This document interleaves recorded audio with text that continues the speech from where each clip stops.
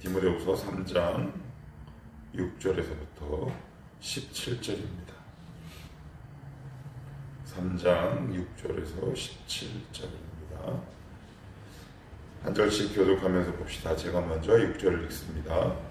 그들 중에 남의 집에 가만히 들어가 어리석은 여자를 유인한 자들이 있으니 그 여자는 죄를 중히 지고 여러 가지 욕심에 끌린 바 되어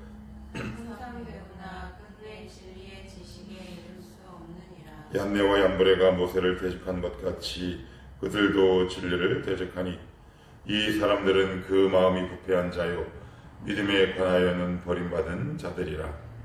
그러나 그들이 더 나아가지 못할 것은 저 두 사람이 된 것과 같이 그들의 어리석음이 드러날 것이니라. 나의 교훈과 행실과 의향과 믿음과 오래 참음과 사랑과 인내와 박해를 받음과 고난과 또한 안디옥과 이고니온과 베스드라에서 당한 일과 어떠한 박해를 받을 것을 내가 과연 보고 알았거니와 주께서 이 모든 것 가운데서 나를 건지셨느니라.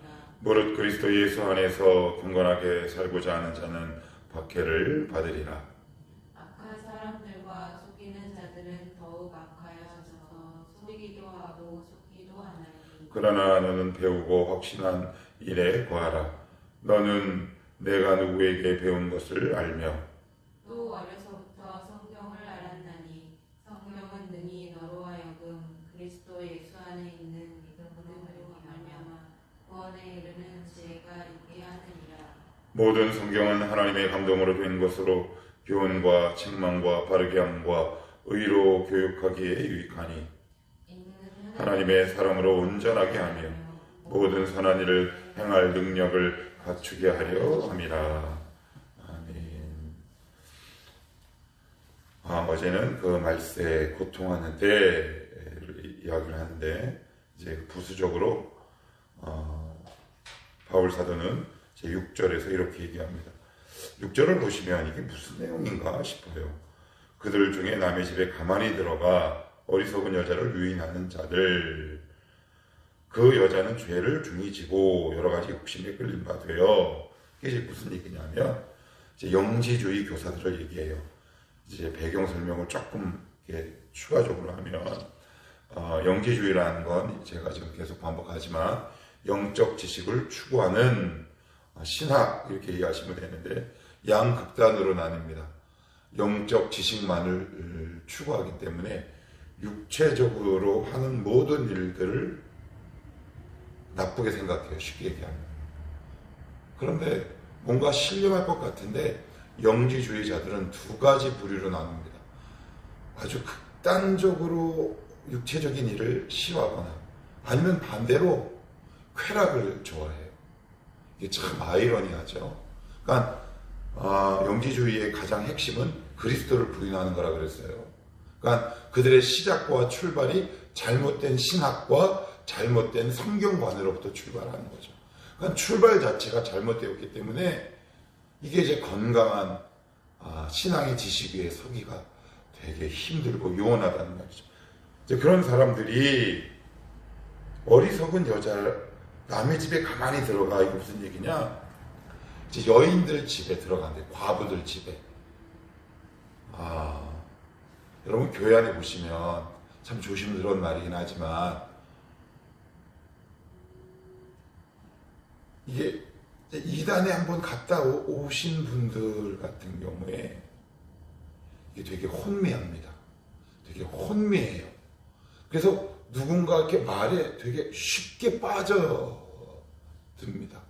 그런데 그 배경과 배우는 잘못된 신학과 성경 지식이 그 배후에 있어요. 물론 1차적인 책임은 본인에게 있죠. 그런 여자가 누군지 영지주의 그 교사들은 정확하게 알고 그를 일종의 가스라이팅을 한다. 이렇게 보시면 크게 본문과 다르지 않아요. 그들의 집에 조용히 들어가 그를 때로는 성적으로 유혹하는 것까지 포함하는 내용이에요. 오늘 내용이. 그러니까 교묘하게 그의 집에 들어가 마치 신령한 지식을 가르쳐주는 것을 빙자해서 그를 영혼육으로 망하게 하는 일들을 이렇게 표현하고 있는 겁니다. 그래서 6절에 보시면 그들 중에 남의 집에, 그래서 그들은 영지주의 교사들 얘기합니다. 남의 집에 가만히 들어가 어리석은 여자를, 원래 뜻은 지능이 낮다라는 이야기인데, 원래 뜻은. 그런데 여러분, 지능이 낮다고 다 빠지겠습니까? 그래서 지능이 낮다라는 말은 분별력이 없는 것을 이야기하는 거죠. 좀 더 원래적으로 얘기를 하면 말씀에 바로 서 있지 못한 사람들, 그래요. 그리고 나서는 이렇게 얘기합니다. 7절. 항상 배우나 끝내 진리의 지식에 이룰 수 없다. 왜요? 왜 그럴까요? 출발이 잘못되었기 때문에 그래요. 뭔가 열심히 배우는 것 같은데 출발이 예수가 아니란 말이에요. 출발이 복음이 아니에요. 출발이 십자가가 아니죠. 그래서 여러 가지 배우고 이것저것 다 하는데 진리의 지식에 이룰 수 없다라고 사도 바울은 한편으로 보면 무섭게, 또 한쪽으로 보면 단호하게 그렇게 이야기를 하고 있는데, 그 가운데 누가 있느냐? 8절에 얀네와 얀브레. 이게 누구예요? 이게 얀네와 얀브레가 누구냐면 모세가 하나님의 기적을 행할 때 옆에서 흉내냈던 애굽의 술객의 이름이랍니다. 그런데 초대 기독교 문헌에 보시면 요 얀네와 얀브레라는 이름이 초대 기독교 문서에 많이 등장을 한다고 해요. 심지어 외경이라 불리는 그 정경에도 요 얀네와 얀브레라는 사람이 모세를 대적한 그 이름 가운데 등장을 한다고 합니다. 그러니까 그 정도로 악하다라고 오늘 사도 바울은 보고 있는 거예요. 얀네와 얀브레가 모세를 대적한 것 같이 그들도 진리를 대적하니 이 사람들은 그 마음이 부패하여, 이렇게 얘기합니다. 믿음에 관하여는 버림받은 자들이다. 기초가 잘못되었다라고 오늘 얘기해요. 그래서 이 말씀을 오해해서 내가 그래서 내가 지금 뭐가 잘못된 거 아니야? 이렇게 이해하시면 곤란합니다. 나에게 되게 두려움을 다가올 수 있는데, 여기서 얘기하는 건 영지주의를 얘기하고 있어요. 자, 그리고 나서는 뭐라고 얘기하느냐? 11절에 보시면 박해를 받음과 고난과 또한 안디옥과 이고니온과 르스드라에서 당한 일과 어떠한 박해를 받은 것을 내가 과연 보고 알았거니와 주께서 이 모든 것 가운데 나를 건지셨느니라. 이렇게 사도 바울은 이야기를 하고 있습니다. 자기의 고난당한 것을 이야기를 하는데, 왜 이 고난당한 것을 디모데에게 이야기하겠습니까? 내가 당했으니 너도 얼마든지 당할 수 있는 거겠지. 어제 말씀을 준비하다가 C.S. 루이스의 고통의 문제라는 책에 이런 글이 있어요.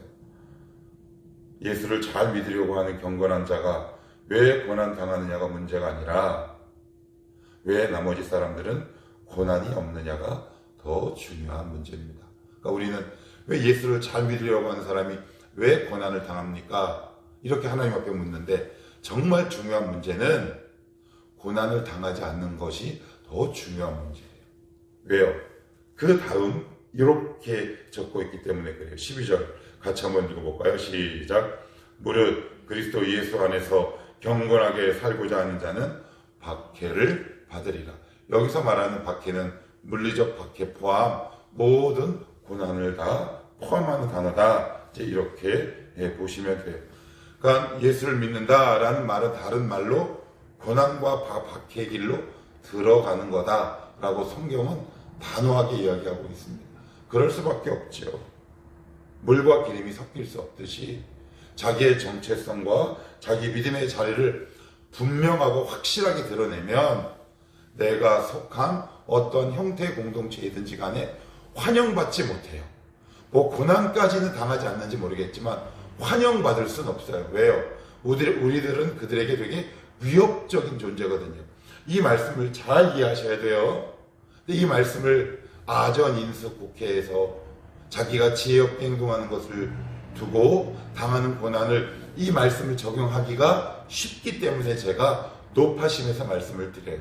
근데 분명한 건 신자가 자기의 믿음의 자리와 정체성을 분명하게 드러낼 때 성경은 뭐라고 얘기하느냐?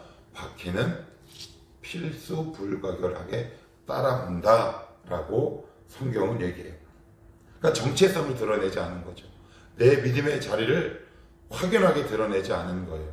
그러니 애매한 포지션에 있다 보니까 이게 고난받는 것도 아니고 아닌 것도 아니고 아니면 이렇게 슬금슬금 그런 일들이 내 앞에서 사라져 버리는 거죠.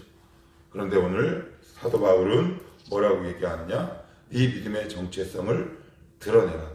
친구들 사이에서 드러내고 직장에서 드러내요. 그러니까 이게 우리 가운데 두려움으로 남아있는 거죠. 여러 가지 유익 아니면 불이익 아니면 여러 가지 불편함 이런 모든 것들 때문. 그런데 오늘 다시 한번 성경은 우리에게 이렇게 증거하고 있습니다. 무릇 그리스도 예수 안에서 경건하게 살고자 하는 자는, 그래서 저는 여기서 경건하게 산다라는 말을 이렇게 의역하고 싶어요. 자기의 정체성을 분명하게 드러내는, 신자의 자리를 분명하게 지키는 그러한 사람은 박해를 당할 수밖에 없다. 이렇게 얘기하고 있고요. 자, 그리고 이제 15절 보시면 또 어려서부터 성경을 알았나니 성경은 능히 너로 하여금 그리스도 예수 안에 있는 믿음으로 말미암아 구원에 이르는 지혜. 그러니까 성경에 뭐가 있다는 거예요? 그리스도 예수가 있다는 거예요. 믿음이 있다는 거예요. 구원이 있다는 거예요. 지혜가 있다는 거예요. 그러니까 성경을 가까이 하면 할수록 우리 가운데 요 네 가지 단어들이 익숙해지고 이런 것들이 내 안에 자리 잡게 된다는 거죠. 성경을 꾸준히 읽고 묵상하고 공부하면 이 사람이 정말 바른 믿음에서 출발한 사람이라면 그 사람은 예수 그리스도를 점점 닮게 된다는 얘기입니다. 점점 믿음이 생길 수밖에 없다라는 얘기고요. 구원에 관한 지혜가 생길 수밖에 없다라고 성경은 얘기해요. 그리고 나서 이어서 16절에 모든 성경은 하나님의 감동으로 된 것으로 교훈과 책망과 바르게 함과 의로 교육하기에 유익하니. 우리 17절을 같이 한번 읽어봅시다. 시작. 이는 하나님의 사람으로 온전하게 하며 모든 선한 일을 행할 능력을 갖추게 하려 함이라. 하나님의 사람으로 온전하게 하며. 어떤 영어 번역본을 보니까 이렇게 번역했더라고요. mature, M-A-T-U-R-E. 머추어의 반대말이 뭘까요? 아마추어잖아요. 아마추어. 그러니까 온전하게 하는 것은 우리의 영혼을 성숙하고 성장시키는 거예요. 그런데 마추어가 있고요, 아마추어가 있어요. 그래서 저는 이 머추어를 이렇게도 번역하고 싶어요. 프로. 아마추어의 반대말은 머추어이기도 하지만 우리 일상에서 쓰는 용어로 아마의 반대말을 프로라고 우리가 보통 많이 부르잖아요. 프로와 아마추어의 차이가 뭘까요? 아마추어는 돌아갈 곳이 있어요. 왜요? 자기의 생업이 따로 있거든요. 내가 좋아하는 야구를, 내가 좋아하는 볼링을 안 해도 돼요. 안 해도 돼. 왜? 그건 취미이기 때문에. 그리고 나의 본래 생업이 있어요.